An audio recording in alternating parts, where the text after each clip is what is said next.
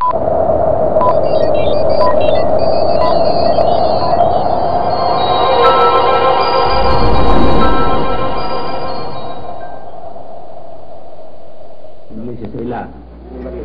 ang sabi mo rito, yung magiging gaya noong una. Opo. Bakit hindi kayo tinatawag na iglesia sa ilang? Kung iglesia sa ilang, wala naman po kami sa ilang eh. Ba, hindi. Ang sabi rito yung magiging gaya sa ilang. Kukumpletuhin ko po ang aking sagot. Sabi ko rito yung magiging gaya sa una. Yung po iglesia sa ilang, sandali lang po. Yung po iglesia sa ilang, ang tanong ni Mr. Ayers eh, unang tanong pa lang yan. Sandali lang po, hindi po nagliliwanag yung tanong niya kung nila aliwanag. Kaya po, sabi ko, Mr. Moderator, kaya po tinatawag na iglesia sa ilang yon dahil nandun sila sa ilang lang sinal. Ngayon, nung ang mga Kristiyano ay nasa Corinto, wala sa ilang tawag, iglesia nandun sa Corinto. Ang sabi ng hula ng Biblia, tanong ko, ang sabi ng hula ng Biblia, magiging gaya sila ng una. Kung nung una, ang tawag sa kanila ay iglesia sa ilang, bakit hindi kayo iglesia sa ilang ngayon? Kasi wala kami sa ilang. Kung sabi ko gaya hindi iglesia ang tawag. Hindi na pinag-usapan. Hindi na pinag-usapan. Abay, banda muli, nakatindis ka sa lupa na hindi na ilang eh. Kung yung nasasabihin mo eh, yung Israel hindi na ilang. Alam ko sa pero bakit hindi? Yun nga, bakit hindi kayo iglesia sa ilang? Kasi sagot ko sa'yo, ay nakarating na sila sa Jerusalem, Hindi na ilang yan. Ang sabi mo, iglesia sa ilang, ang tawag sa mula. Bakit hindi kayo iglesia sa ilang? Hindi pa nasasagot eh. Kasi hindi wala kami sa ilang. Nasa Jerusalem na sinalo eh. Kasi wala kami sa ilang. Hindi, nasa Jerusalem na mula. Nung tawagin iglesia sa ilang nila ay nasa Jerusalem. Kasi, ito po sagot ko, Mr. Moderator. Kaya tinawag na iglesia sa ilang, kasi nung sa panahon na nandun sila sa ilang. Hindi na sagot ko, papapatayin ko. Hindi, wala ka sabi. Hindi, iba, mamaya yan. Hindi mo oras yan. Hindi mo oras yan. Hindi mo oras sa pagbasa ko. Mamaya ka. Tinatanong kita. Ngayon, ito, susunod na tanong. Kung ang sabi mo, kaya lang sila tinawag na iglesia sa ilang, ay dahil nasa ilang. Nung nasa Jerusalem na sila, sila ba'y tinatawag na iglesia sa ilang? Iglesia pa rin tawag sa kanila. Hindi, tinatanong kita, iglesia pa sa ilang pa ba? Iglesia ng mga pangalan ng ano. Pangalan na ba? Dalawa na ngayon, ha? Maraming tawag eh. Yung ba pangalan Oo. Yung pag-iba, iglesia pa rin ang tawag sa kanila. Hindi. Iglesia pa rin. Ang sabi mo kanina, ang palatandaan ay tatawagin iglesia ng Diyos. Iglesia ng pangalan niya. Yung salitang pangalan ay pangalan ng Diyos. Hindi. Pangalan. Hindi pala. Hindi mali ang tawag. Hindi mali. Hindi totoo yung sinasabi mo kanina. Tawag ng Diyos yun. Mali ang tawag mo. Hindi totoo yung sinasabi mo kanina.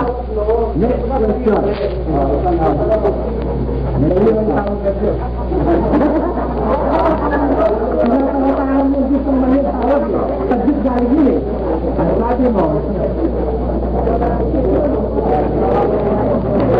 sabi mo, ikaw ay nakialig doon sa iglesia ng Diyos na binibigay sa Biblia. Ako umalig. Umalig ka. Okay. Aling iglesia ang kinaaliban mo ngayon? Yung bang iglesia ng Diyos ang binasa mo kanina sa Biblia o yung iglesia ng Diyos na ipinarehistro ninyo sa Securities and Exchange Commission? Ano ang dalawang kinaaliban? Wala kami pinarehistro iglesia ng Diyos. Ang ipinarehistro namin, yung mga kaalis sa iglesia ng Diyos. Baka hindi mo alam yung iglesia namin ni Sir Ayers. Kasi, ang Securities and Exchange Commission, isang branch ng pamahalaan Pilipino. Hindi mo tinatanong yun? Sandali, hindi ba ako pagsabi mo?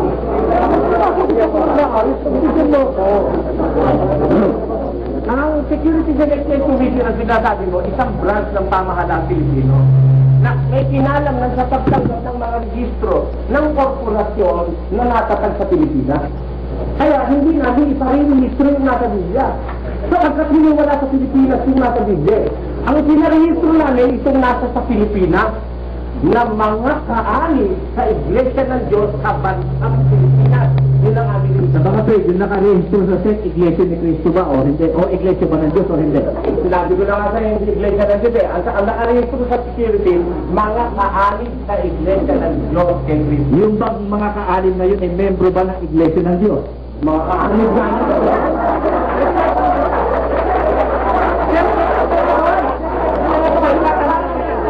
Ito, dahil na siya tanong ito. Natutulong ka aking sabatan, Sir Moderator. Ito, halimbawa, Rotary International. Eh, pagka sinabi Rotary Makati, ay membro yan ng Rotary International. Ako ang kausapin mo kung usap mo yun. Hindi, kayo lahat kausap mo. Hindi, yung bang nakarehistro na samahan ninyo doon sa Securities and Exchange Commission, yung ba ang tunay na iglesia ng Diyos? Hindi ko naman sinasabi sa'yo, iglesia yun eh, mga kaanib. Hindi, yung ba ay tunay o hindi? Tunay na samahan sa Diyos yun. Hindi, Yun ang ating tema, tunay na samahan sa Diyos. Di sa mga kapatid, iglesia ng Diyos yung ipinarehistro rin yung samahan yun. Makulit ka na lang. Sagutin mo ko. Ito ka, sagot ko. Hindi na yung pinarehistro namin eh. Yung iglesia ng Diyos, kakabit na yun. Imposibleng iparehistro yun ang may matinong isip. Kasi, pag matinong isip mo, hindi mo parehistro yung nasa Biblia. Dahil wala sa seksyon, wala sa Pilipinas yun. Nasa Biblia, pero sa nagkagusti sa yun eh. Hindi ganyan na sinabi mo sa akin patungkol tayo sa Guagua. Ito, ang pinahiristro namin, yung iglesia, yung mga kaanib sa iglesia ng Diyos sa bansang Pilipinas. Ang sinabi mo sa akin, utos ng Diyos na iparehistro ang iglesia ng Diyos. Sa Securities and Exchange Commission, yung sinabi mo sa akin noon. Pero kung kang narinig ngayon nun, Wala sa TV yan. Ilagay natin mamaya. wala ko. Wala yan. Wala yan. O, doon ka nga nagwala eh. Wala yan. Wala yan. Susunod na tanong. Ang sabi mo kanina, yung Diyos, yan ang pangalan ng Diyos. Yung Diyos, pangalan ng Diyos yun. Hindi yan ang pangalan ng Diyos. Hindi ko sinabing yan ang pangalan ng Diyos, sapagkat maraming pangalan ng Hindi, Diyos. pangalan ng Diyos yan. Pangalan niya ng Diyos. Okay. Eh di, kapangalan siya ni Satanas sa Diyan. Hindi. Ba, sinabi ng Biblia, Diyos din siya. Hindi. Hindi, Diyos din siya. Sandali. Eh, sabi ng Biblia, Diyos din si Satanas. Hindi ang pangalan siya ng Diyos. Yung salitang Diyos, pangalan yun, at ang batayan ko itong nasa Biblia. Hindi, hindi ko tinatanong yan. Ang tinatanong niya, kapangalan siya. Siyempre, bago siya kasi sa Kasi Biblia. tinatawag ni si Satanas na Diyos. Wala akong pakialam doon sa tawag mo kay Satanas. Ba, hindi. So, ito. Paano na sabi ng Biblia? Sabi ng Biblia. Ito. Kaya aking papapasukin sa pagtabiyak sa dakuro ng Damasco, sabi ng Panginoon na ang pangalay Diyos Amos, ano ng yan? mga hukbo. Yan. 5:27 ng Amos. Ang sabi, ang pangalay Diyos ng mga hukbo. Kaya yung Diyos, pangalan yun. Diyos ng mga hukbo, pangalan yun. Eh di kapangalan nga, eh di, dahil sa binanggit ng Biblia sa 2 Corinto 4:4 na ang Diyos ng sanlibutan ito binubulat ang kaisipan ng mga tao, eh di kapangalan siya ng Diyos ng sanlibutan ito. Wala akong problema ro kung para sa'yo ang pangalan. Ba, hindi, yung tinatawag sa Sabi ko, sanlibutan ito. tinatawag Tinatawag pangalan ba yung Diyos? Ang sabi ko, pangalan yun. ang sabi din ng Biblia, ang tao ay tinatawag ng Diyos, di kapangalan din ng Diyos sa tao. Hindi.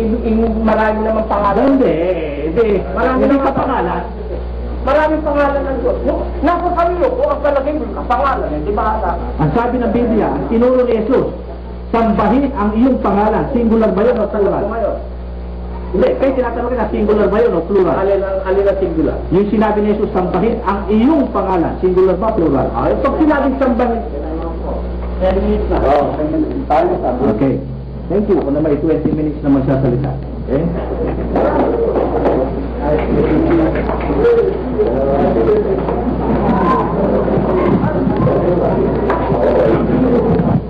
Yan mga tinititigan mong paksa, ang samahan ng mga saksi ni Jehovah, ang tunay na bayan ng Diyos. Yun ang ating itatayo sa pagkakataon ito. Kanina, binasa ni Ginoong Soriano yung Daniel 9:19. Ulitin natin. Daniel 9:19.